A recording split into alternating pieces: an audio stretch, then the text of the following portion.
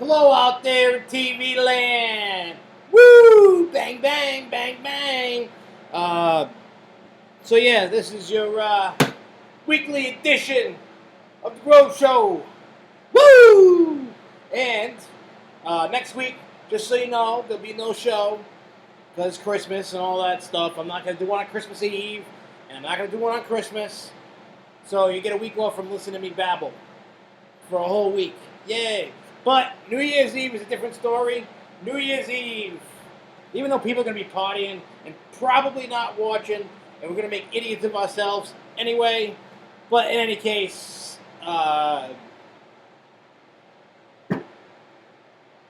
New Year's Eve or New Year's Day or whatever day it is. Now, we'll do it New Year's Eve. Why not? Because I may be too intoxicated on Thursday to do something. But in any case, hey, I like the hat. You're a clown, Rob. You're a clown. I like the hat. It likes me. Wait a minute. That's not Cocoa Puffs.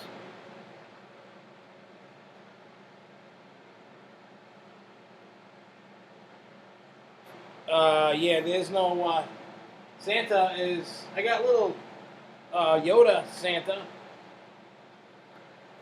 That's what I got. Well, in any case, the no Christmas. I figure I'll just chill and relax and all that good stuff. But New Year's Eve, we'll get funky with it. I mean, besides, how many of you are really going to tune in on Christmas Day night, whatever? On Christmas, who in their right mind is going to come at 9 o'clock and listen to me babble about a show on Christmas? I mean, nobody's going to want to listen to me babble, period, whether it's a holiday or not. But still, the point of it is we're going to do it New Year's Eve. We did it last New Year's Eve. Some people watched. Most people didn't. It was fun. We had fun. So who knows what's going to happen? I don't know. How about roller coaster work school? I damn know what you talk about. Anyway, so this week we're going to talk about those photo key things that amusement parks have been heavily investing in, and I've been investing in, and I swore I was never going to do it.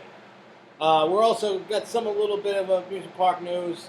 We're going to talk about some upcoming events. And then we're going to see what's in the box. The magical mystery box. This is the one of the shows I pulled out 2 mystery boxes. This one is the Box of Dread mystery box, and we will open it up and see what contents lay inside the mystery box. I haven't been to any events. I didn't go last week. My car was hit, so it was in the shop, so I didn't go nowhere. So that was that, and that was that. What do we got going on? Lots of randomized things going on. But in any case, so we'll start out with some news and see what else you guys bring to the table, because when I do get to the photo key thing, I want to hear what you guys think about it, that have played with it, or have thought about it, or have heard about it, what you think about it. Because some parks offer some different things that I think are pretty cool, I guess.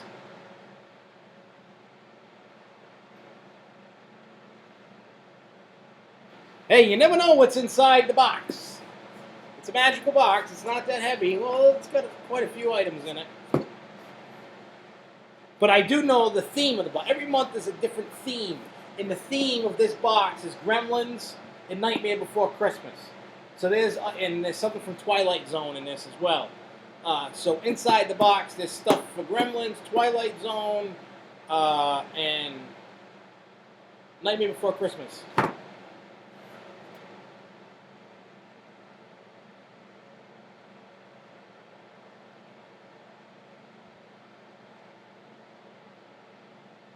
So anyways, I'm going to pull up the news here, and we'll start off. Wait, I don't want that one. I want that one. All right, so speaking of Wicked Cyclone at Six Flags New England, there has been pictures popping up from Six Flags New England themselves of the construction going on, and the 200-degree stall is been completed, and there's pictures of that, and that thing looks pretty sweet. I mean, before, and I know I was wrong, and I said before, nah, it's never going to happen, but it did happen. And at first, I thought, like, how good is Cyclone going to become? Because we had some heavy chats about this all year long before it was officially announced. So my thinking is, after seeing it, it's not really thinking. I mean, after seeing all the pictures and then seeing the POV videos and all that stuff, the ride animation, maybe I'm biased because it's our home park for the most part of the people, Six Flags New England. But I personally think it's going to be one badass ride. That's what I think, anyway. I think it's going to be a badass ride. I mean, Cyclone, when it first opened in the 80s, until Six Flags took over and chopped it to hell, and they tried to sort of revive it, doing steel top of track, and that didn't work. They tried retracking before that, and it didn't work. And now they've gone the way of Rocky Mountain Coasters, coming to be the savior, and I think it's going to save it. Because, it was brutally butchered. It lost its pizzazz. It wasn't that fast anymore. It didn't pack a punch anymore. The airtime, for the most part, was lost, unless you sat in the back seat. But now I think there's going to be airtime galore now. There's going to be more airtime elements, spots of airtime, than even Bizarro. Which is kind of weird, because Bizarro is such a big coaster, and this one's way more than less than half the size of it. Or maybe not, I don't know it's about half the size anyway, track-wise. So it's got to pack some kind of punch.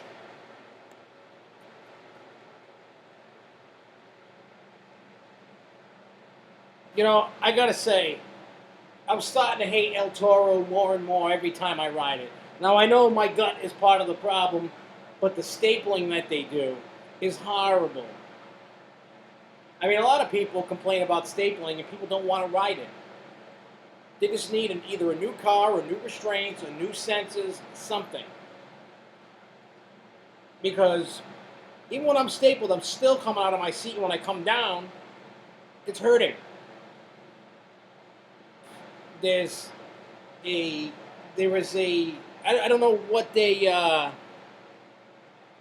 don't know why they feel the need to really staple you into a restraint.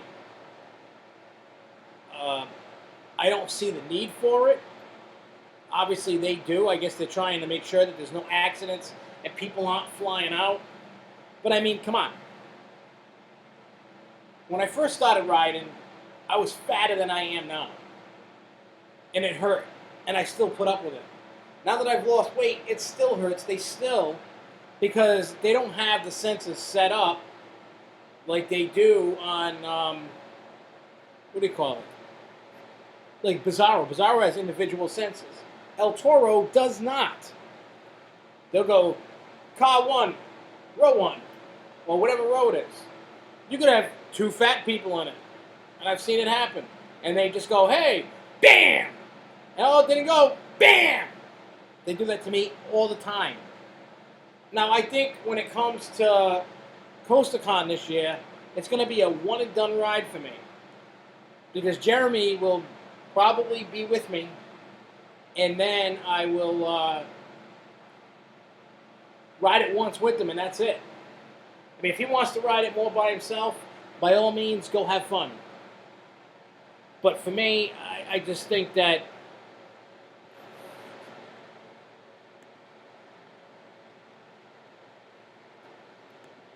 see, I love when people start doing stuff I tell them not to do. Hey, Adam. Goodbye. Goodbye, Adam.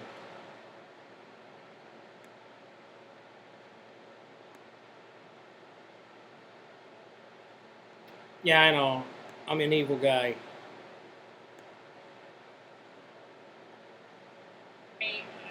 think that.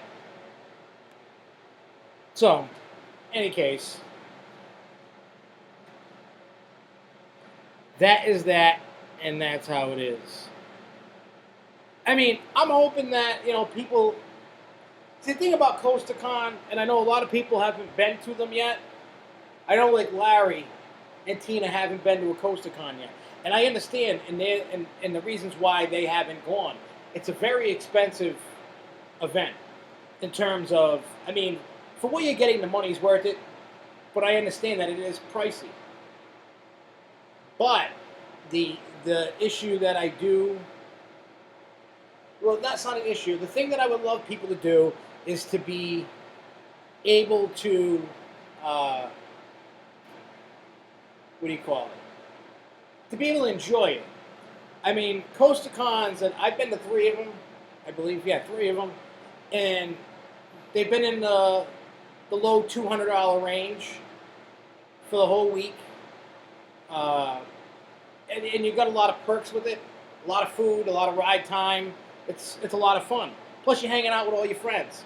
So CoasterCon is definitely, and Rob, if you're still watching, is one of those places one of those events that if you're going to go to one event a year, that's probably the one to go if it's a park that you like or you've never been to.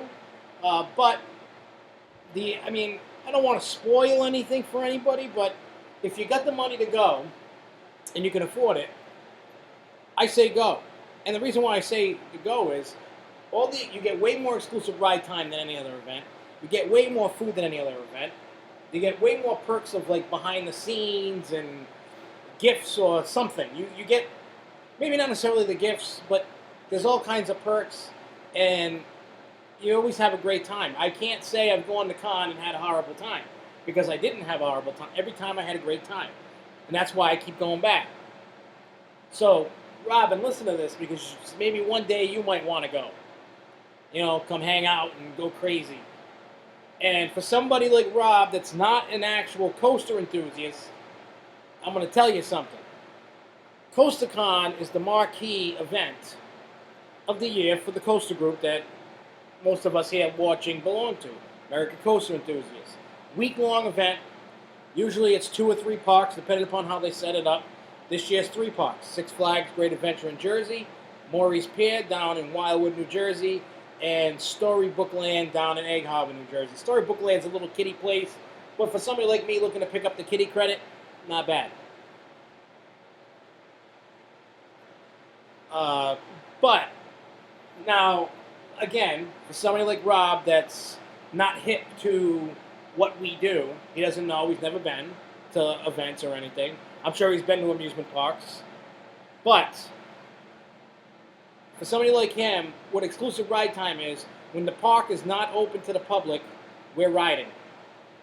In CoasterCon, you usually get 2 hours in the morning, 2 hours at night. And they have an array of rides open between coasters and flat rides, whatever it is. Plus you get breakfast, like crazy breakfast. Like, I'll give you the example of a crazy breakfast that I'll never forget.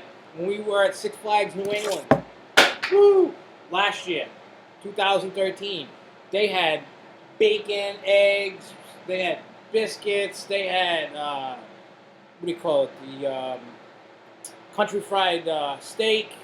They had all kinds of stuff. And that was just for one breakfast. And then lunch at dinner time, you got, we had steak or lobster or chicken, and there was all kinds of crazy stuff. A lot of times you get just hamburgers. Sometimes you get whatever's hip to that area. They're great events, and like I said, you get tons of food the whole time you're there. The parks treat you amazing. Then, like I said, there's other opportunities to go walk in the restricted areas of the rides where you normally can't. So you can get pictures or just look at it, be in awe of how this thing's built, and you're standing right there where normally if you try to do that, they'd kick you out. So, like I said, the CoasterCon is the premier event to go to. I'll let you know, Rob, when everything's going down. It's one of those things where somebody on the outside looking in go, wow, that sounds cool. I'd like to try it at least once. There you go. I didn't see pancakes.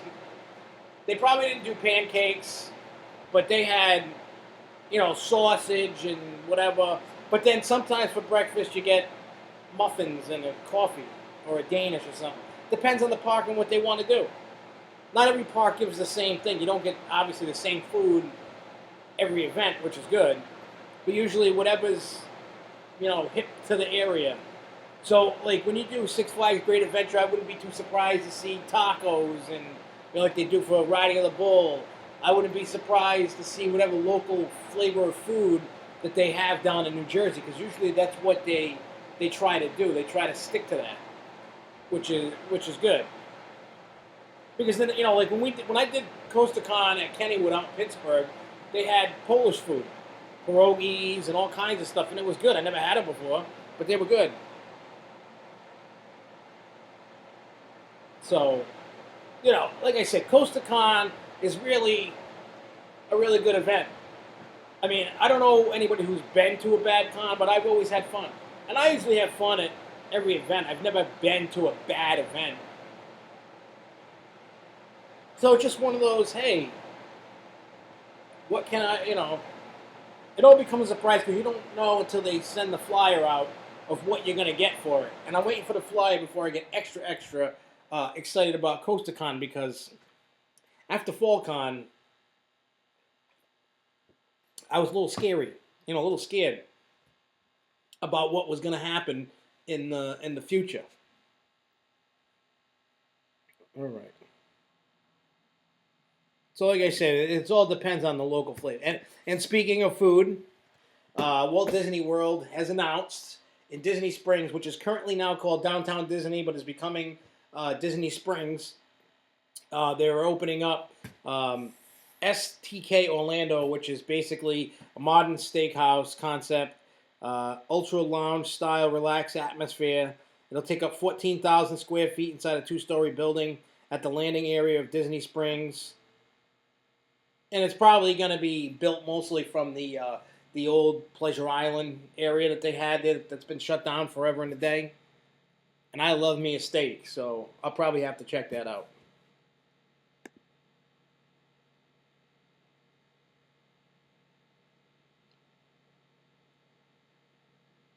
Pulled pork sandwich.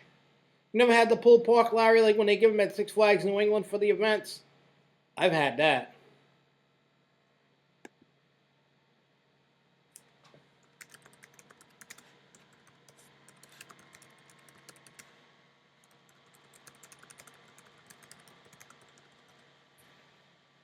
All right, so let's see. Okay, so for those that living in the living in the dungeon,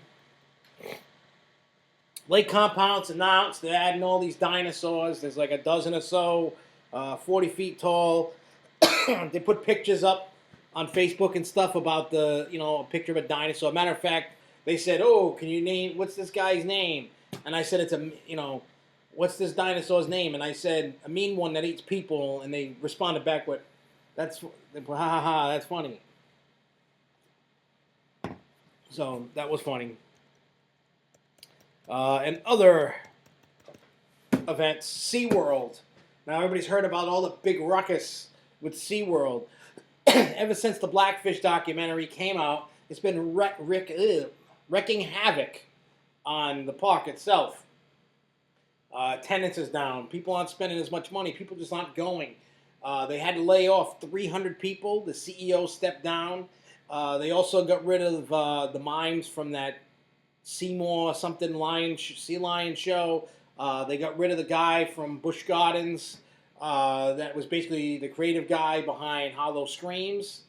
So I don't know what's going to happen with that now. The event may suck a little extra. I don't know what's going on. So, I mean, the layoffs are going from the part-timers at the bottom to some of the big wigs on top are getting canned. And they're trying to regroup and try to get the Blackfish crap off their back. And I don't know how much it's going to happen. I mean, when you look at it, and I've been reading articles about, why it's bad to,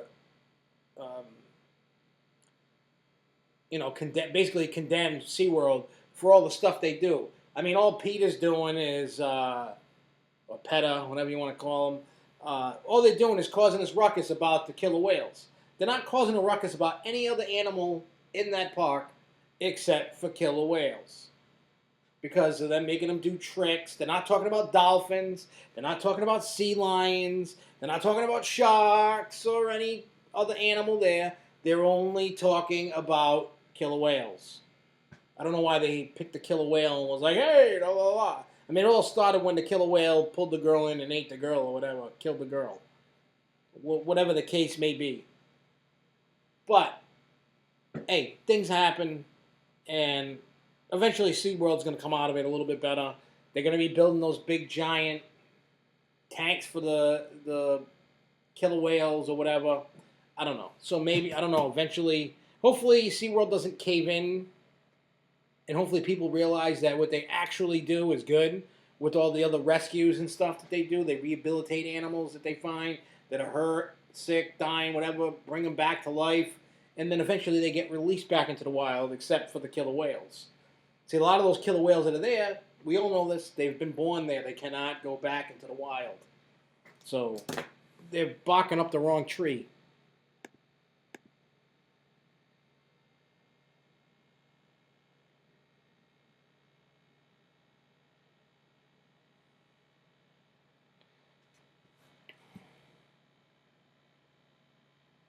Yeah, that's all you gotta do. You just like Coach Kemp said, tell enough lies, and you'll all get known.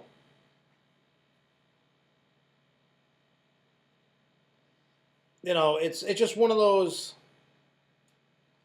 I don't know. I just wish people would just back off. I mean, I understand you have a cause, and poor killer whales. They were born there. You can't put them in the wild, and they're trying to like make a sea pen. The sea pen isn't going to be any much bigger than what they're in at SeaWorld anyway. And SeaWorld actually abides by all the safety regulations and laws based on all these animals, and they have the biggest habitats for all of these animals. Most, all the other zoos and aquariums don't have big enough stuff to have a lot of this stuff. So SeaWorld's doing the right thing. I'm not knocking SeaWorld. But that's me. There are a lot of people in PETA. It has to be a bad organization. Because if you're trying to fight for the rights for animals, why aren't you bitching and complaining about all the other animals at SeaWorld? It's just killer whales. I don't know what their obsession is. Maybe they want to take them around the corner and pay them a couple $100 for some favors.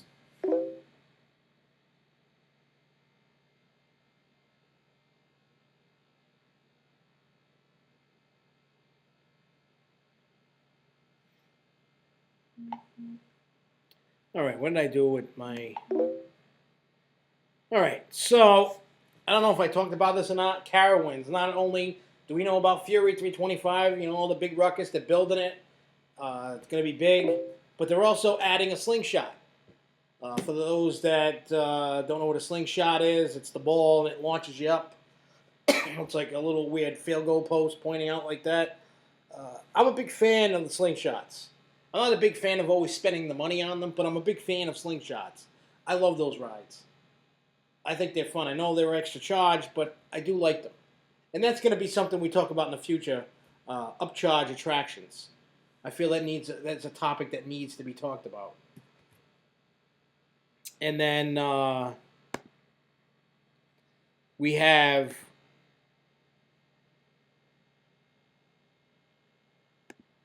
What do you call it? Oh, Quasi. We have Quasi Frantic, the 360-degree spinning pendulum ride that goes around 360. I rode the one out in Coney, and I love that ride. It's not a huge ride, It's smaller in comparison to, say, Max Air or Tomahawk or Frisbee XL at Canopy or other rides like that. It's smaller, but it goes upside down completely, spins around. Fun rides. SFNE Online was there Friday. They had a little media day to come check out the ride. Nobody could ride it yet, but they wanted to, help promote the ride, show the ride off. They did run the ride with nobody on it. They're doing the testing phase, but they ran it. There is stuff on SFNE Online's probably the forums. I haven't been on it in a while, but the Facebook, I saw some stuff on it. I talked to AJ. AJ went. He checked it out. He said it was awesome. So that's going to be opening up when the park opens up. I love that ride, and I'm glad that it's there because then now, at some point, the next time I go to Quasi, I can ride it. It's another good ride that they have. It'll be good.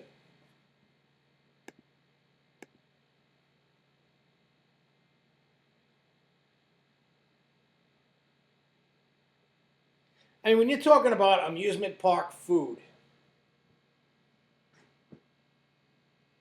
there's not.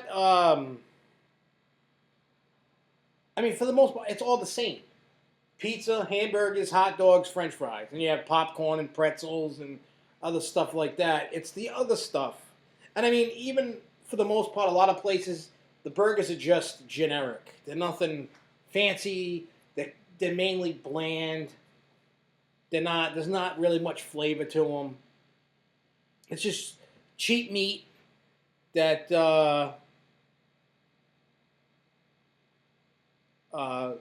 it's just cheap meat to make a quick buck on somebody being hungry. What they need to do is, put a better quality food in, make the stuff taste a little better. Then it won't be so as generic. I mean, you're charging somebody $13 for a hamburger and fries, and it really tastes like crap. A lot of places do that. Most of the places don't put any effort into the actual food. They just cook the burger, slap some cheese, slap it in the bun, and here you go. Put some French fries on the plate, and that's it. I mean, if you really want good park food, you're going to have to go to some places in Disney to get some really good food. Knoebels has really good food. Dollywood has some really good food. If you're looking for really great amusement park food, the pasta and meatballs and stuff at Take 6 at Six Flags New England's not bad. I haven't tried the seafood place. Probably never will. That's just not my thing. But I mean, for the most part, when you're going to places, you're going to get your typical hamburger or cheeseburger, hot dog, pizza, French fries, popcorn, pretzels, and whatever else they can throw in between. I mean, when you go to a place that's like Johnny Rockets at a park, it tastes nothing like a real Johnny Rockets. You can put the name on it and use their special sauce, but for some reason, it tastes nothing like a real Johnny Rockets. It's just not going to happen. Even when you look at most of the food at not just Six Flags, not just picking on Six Flags, but Cedar Fair and other parks, they all taste the same. It's just cheap, generic food. Hey, we're hungry, we're going to eat something, so we pick up something to eat. That's just the way it is when you're at the park. I mean, a lot of people just go, you know what? I'm packing lunch, or I'm leaving the park, I'll come back, and I'll get food somewhere else that you like and spend less money on. And that's fine, too. That's fine, too. I mean, that's why I just buy the meal plan. I pick somewhere I like to eat inside Six Flags New England, and I eat. Or if I go to a park, I try to find a place that I enjoy the food at. I know it's tough, but that's what you got to do.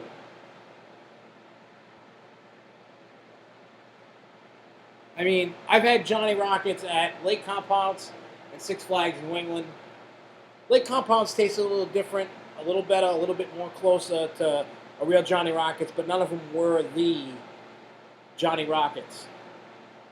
I don't know what Johnny Rockets does that these two places don't, but it does not taste like it in the other two places.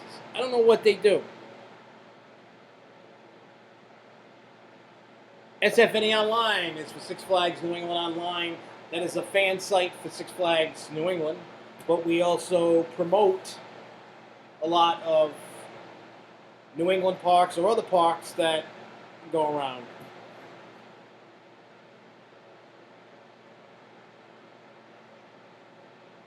So we promote, I mean, the main focus is New England. I mean, the main focus is Six Flags New England, but we also promote everything in New England.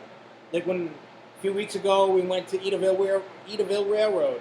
You know, we go to Lake Compounce, we go to Quasi, we go here. That we went to the Great Wolf Lodge Media Day. We try to keep everybody informed mainly about the New England stuff. But when I come on this show, not only do we focus on New England, but we focus on stuff that a lot of people like to talk about, such as other the main parks that people care about, but maybe some little ones that nobody's ever heard about. That's what makes it awesome.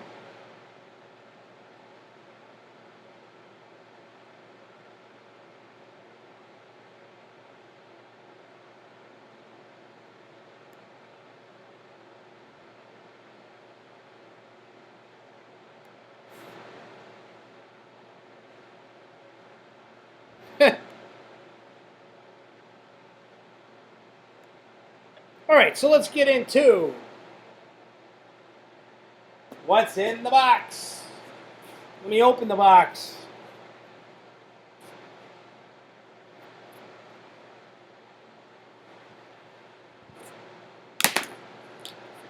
All right. What's in the box? All right, like I said, this box is the theming is Gremlins, Nightmare Before Christmas, and there's something from what do they call that? Twilight Zone in here. So let's see. We have what they call a koozie, a Gremlins. I don't know if you can see that, but I can put my Surge in my little koozie. That sounds kind of dirty. All right, so we got that.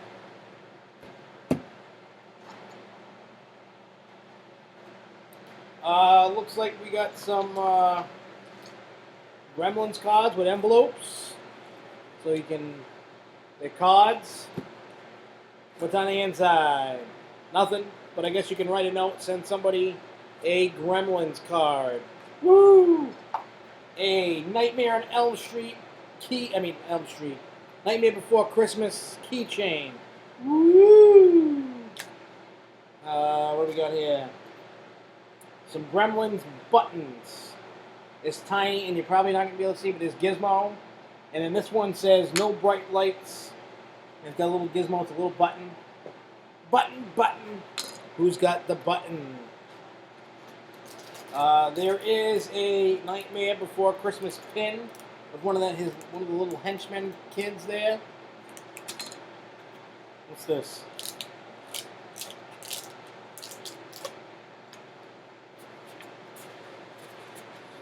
Oh, this is pretty neat. Fist of Jesus poster. Zombie World. Catch Fist of Jesus as part of Zombie World, coming February 24th, 2015. Fist of Jesus. I kind of like that. I should frame it and hang it up. For a Fist of Jesus.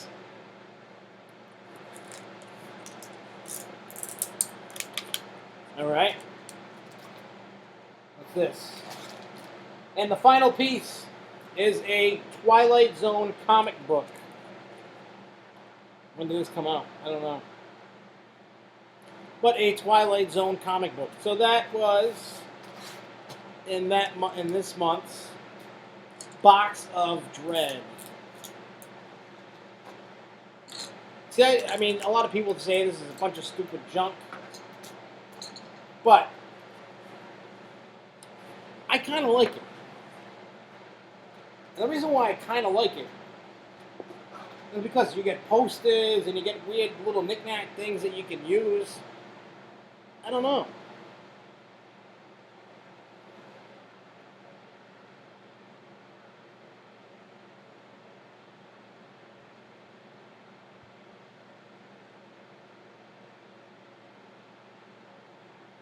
So, all right, what else I have in this pile of... all right, let's talk photo keys. Now, if everybody remember when they started this whole photo thing, when I got into it, before I was always just buying the on-ride photo. Now they have, then I know from Six Flags New England and Six Flags itself started with USB drives. Bring the USB drive, and then you could, what do you call it? They put it in the machine and they give you the photo. And then the first year it was free. You just paid the $30 for the USB, and then all the photos that you put on there for the year were free.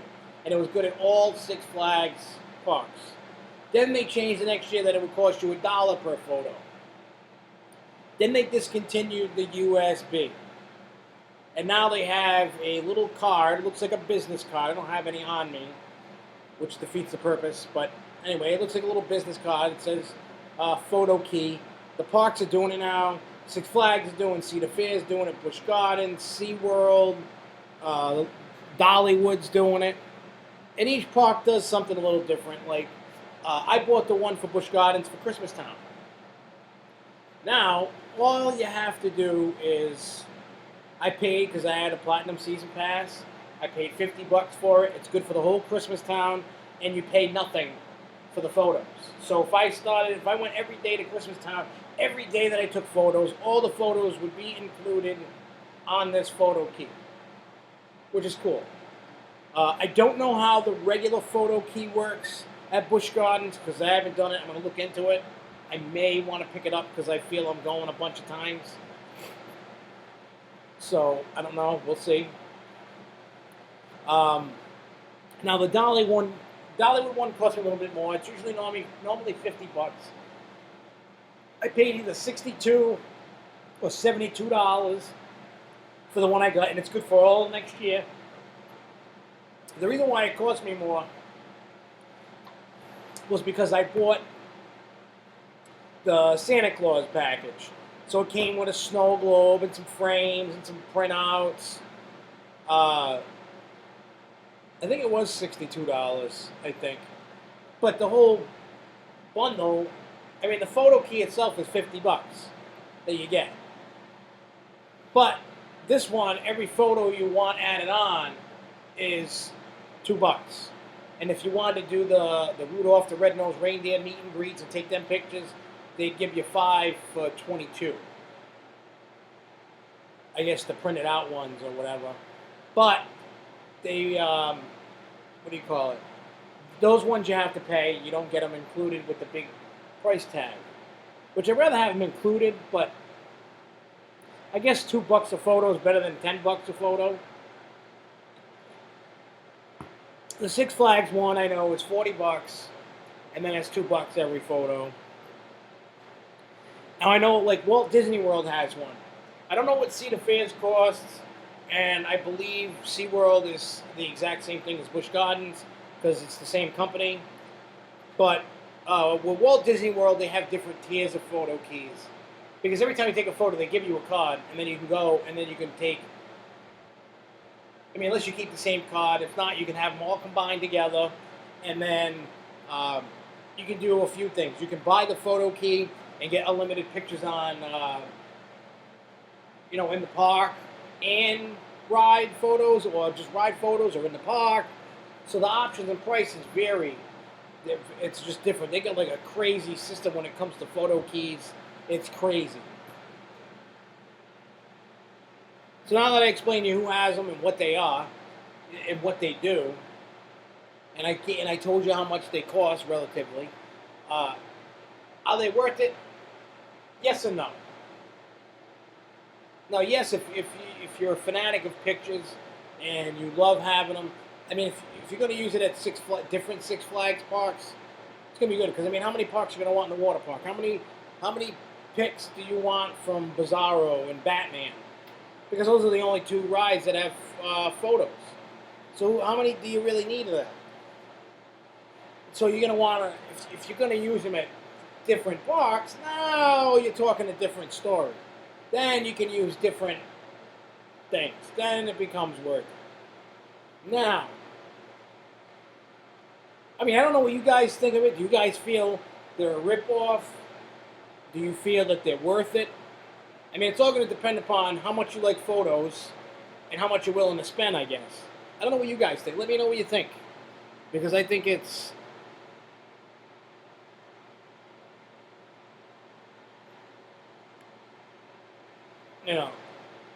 that Sports Cup deal that they had with the meal plan this year was genius. When you bought that meal plan and then you decided to go, hey, I'm going to give you a free sports bottle for each person that gets the meal. And then for 2014, you're going to get unlimited soda refills. Well, they don't do the flash drive anymore. They just do the photo card now. And then they scan them onto the card, through the barcode, whatever, and it gets uploaded or whatever. But I still love the sports drink thing. I mean, my meal plan, based on the times I've gone, when I got the 2015 pass and the meal plan at the same time, based on that, based on meals on the price board, on the menu, based on how many meals I've had and how much soda I drank, the meals alone I paid is paid off. And then the soda, I probably drank, if I just went and bought a soda itself at $3, the amount of times I filled up, I probably drank, a lot.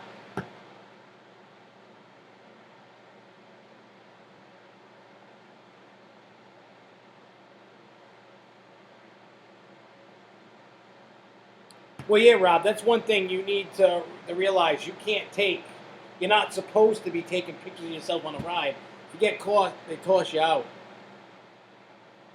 But a lot of, a lot of places, a lot of people are into for somebody like Rob, if you don't give two craps about buying on-ride photos and stuff,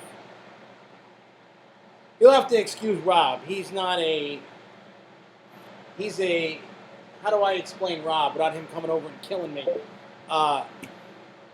Rob is who Rob is, and he don't care what anybody thinks. He's a good friend.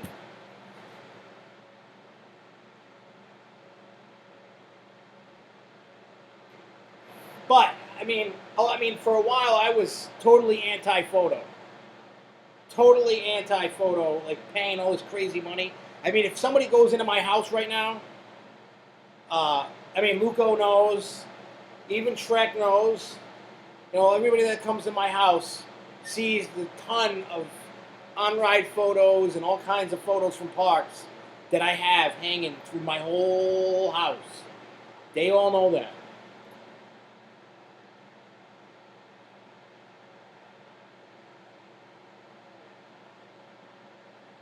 So,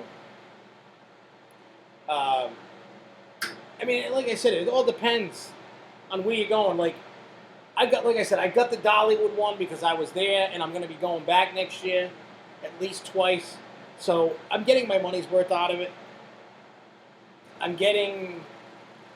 try to justify myself why I'm buying it. And once I did the Busch Gardens one for Christmas Town, and all the photos, we had, 24 photos? Plus then I went and I bought the Santa stuff on top of it. So we got 24 photos put on the card. So we got a ton of, we had a ton of photos. The money was there. It was worth, we had 28 photos. Something like that on there. We got,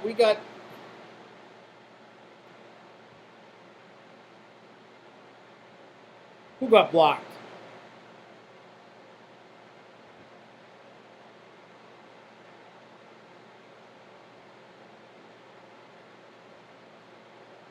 I can't believe you guys in this chat room are falling for this Paul Johnson character. You people don't really know who that is. I can't believe you guys are falling for it.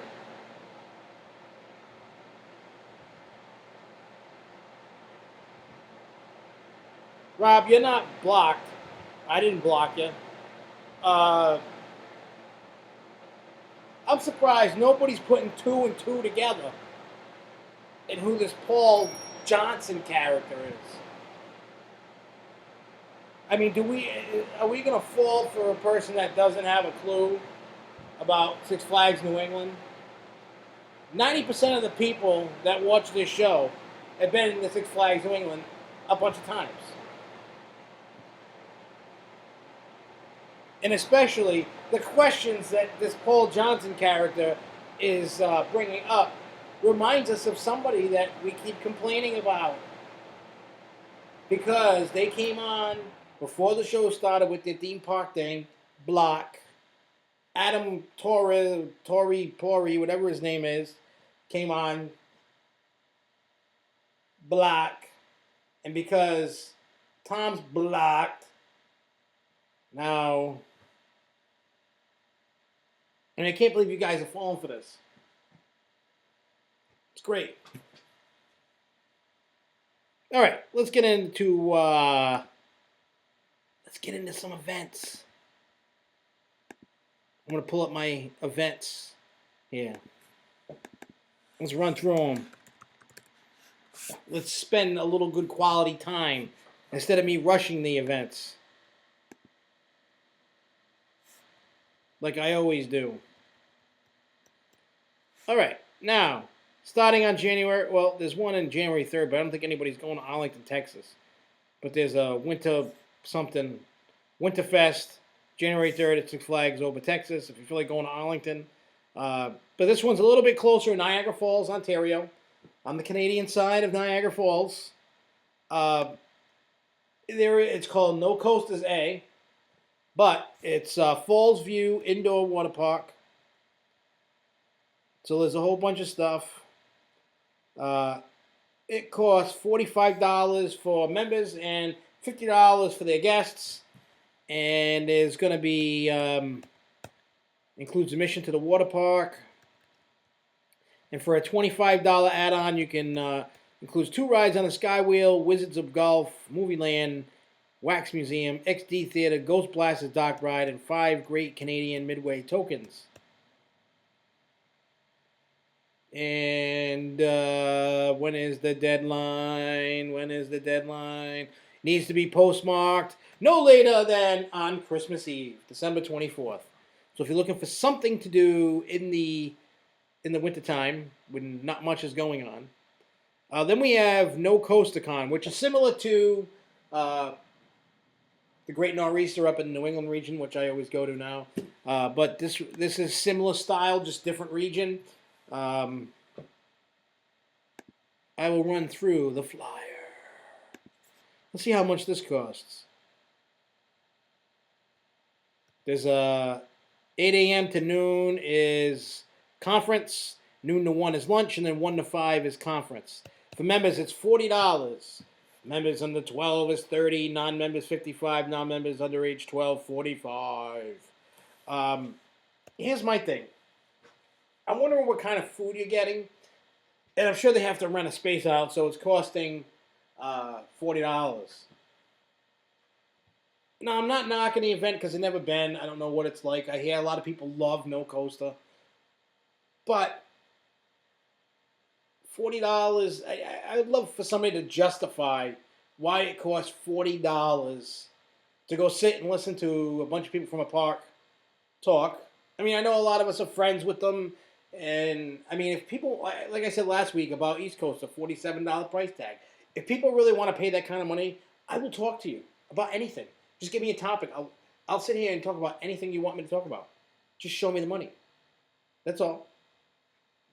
I mean, I always have fun at Nor'easter, so I'm sure for the somewhat the basis, it's the same deal. You know, you have presentations, you have some food, some more presentations, and then you go home. Everybody had fun. Everybody hung out with their coaster buddies they haven't seen for a few weeks or a month or whatever. I get it. But this one's out in Illinois, and I know for myself I won't be attending it. Where is this?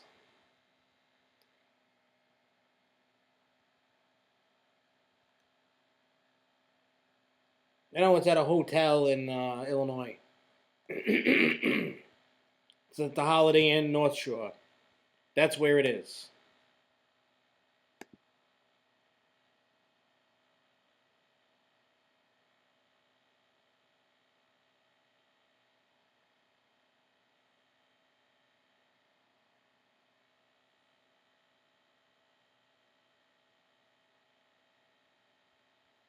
Google is your friend. All right, then we have, and that, just so I forget because I didn't say it, January 24th is No CoasterCon. Now, January 24th, a little bit closer, actually a lot closer to us than Illinois, Six Flags Great Adventure. There's an event called Winter Adventure. There is no flyer yet. I'll ask Brett about the flyer. But I'm probably going to that one just because it's closer and I want to see what other regions have to offer for these type of events as well. If you're looking to go to Virginia on January 31st, there's Howl with Ace at Great Wolf Lodge in Williamsburg, Virginia. Then there's on February 7th, East Coaster. It's at Hershey Park. I'm pulling up the flyer now.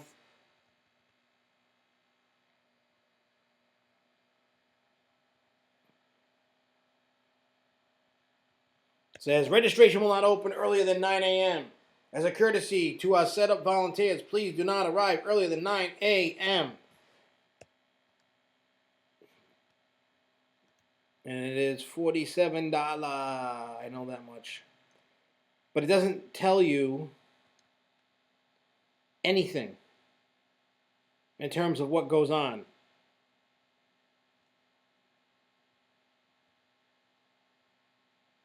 So keep that in mind. It doesn't say, there's no itinerary about anything, but I do know that they have food, and they have a bake sale, they have presentations, door prizes. The list goes on and on. There is discounts on rooms.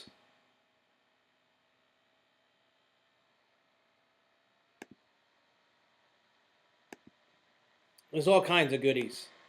All kinds. Then, again, March 14th, Great Nor'easter, no flyer, none of that. But it's usually $5. And there's usually some kind of food. Then we have the usual, don't forget, if you guys, I know a lot of people like to, travel around. You can go to Six Flags America on March 7th. Jeepers, it's winter. Then there's Coaster Bash, 26 at Salvatore's in Pittsburgh, Pennsylvania on March 14th. Ace Day at Wisp Mountain Resort.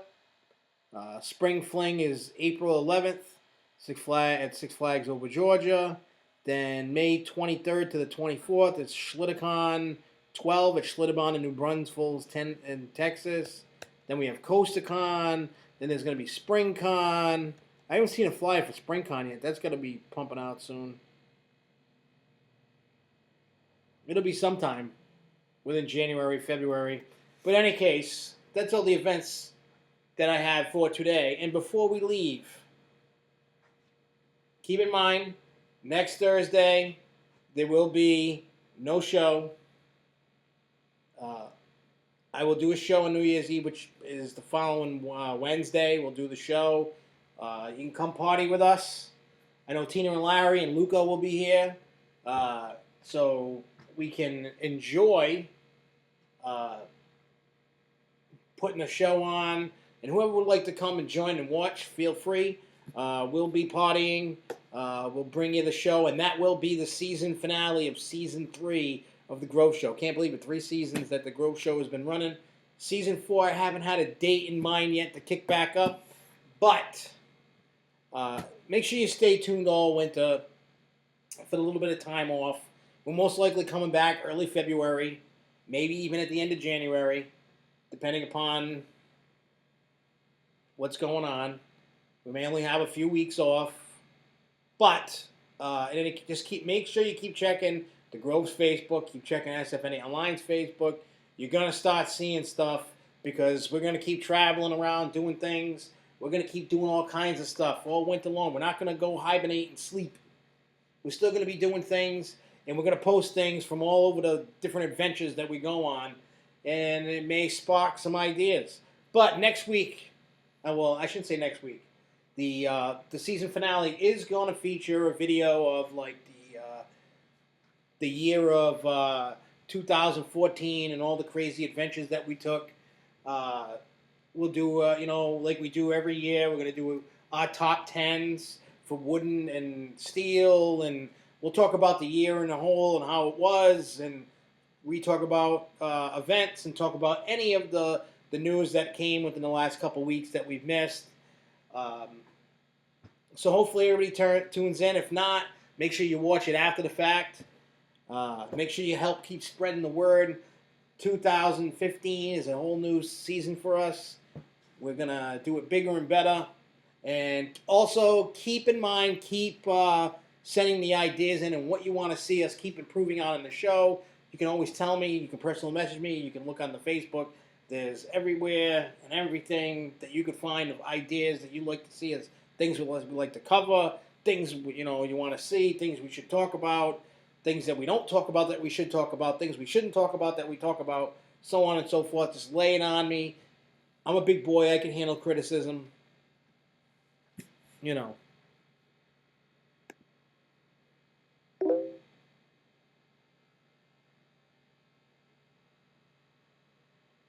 And how did you get a canopy Christmas ornament, Mr. Costa Kev?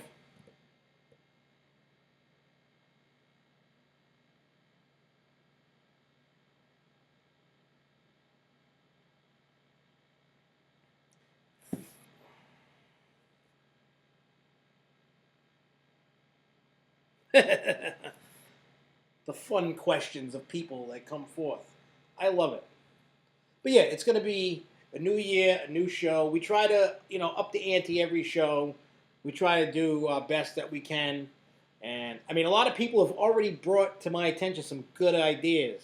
So we're trying to implement them starting now, but next year, of course, we will hook it up and we will bring it in, bring it even more. So, like I said, one more show after this.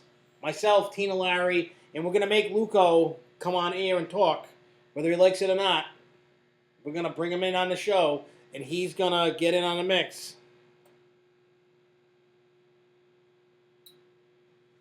Yeah, see, I highly enjoy Christmas ornaments, especially from parks, but I like to pick them up from other places that I venture out to. I'm a real big fan of it, so I'm trying to make it so my Christmas tree is nothing but Christmas ornaments. So, I mean, I have a lot of them, but I feel I still need some more. I feel that my tree doesn't have enough ornaments on it. I mean, I really want to make that tree busy, looking busy with all different kinds of amusement park ornaments. So I got to stop making that bad boy busy. Having different, various ornaments. I know I'm missing a few from Knoebels, and I believe I have all the ones from Canopy Lake and Lake Compounds. Six Flags is only one that I know of, unless they had some before. And I'm trying to score every one I can from Cedar Fair Parks, trying to score a bunch from Disney. Just everywhere I go, I look and see if they got ornaments. And Costa Kev, what is this ornament that you got from Canopy Lake?